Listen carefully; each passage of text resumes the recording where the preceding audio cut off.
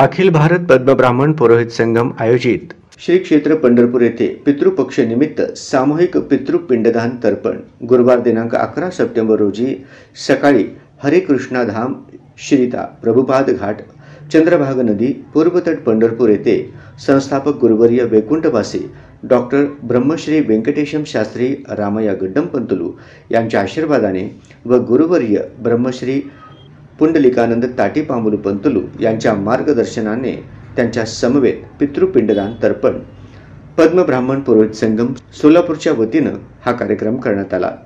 या कार्यक्रमात 170 जणांनी पितृतर्पण कार्यक्रमात सहभाग नोंदवला। या प्रसंगी अध्यक्ष वेदश्री बालराज दोंतुलू पंतुलू, उपाध्यक्ष वेदश्री सत्यनारायण जोगू पंतुलू, उपाध्यक्ष वेदश्री आयलया बोल्ली,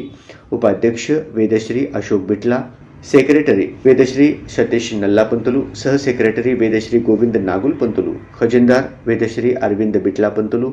सहखजिनदार वेदश्री राजऋषी ताटीपामुल पंतुलू, गौरवाध्यक्ष वेदश्री पुंडलिक ताटीपामुल पंतुलू,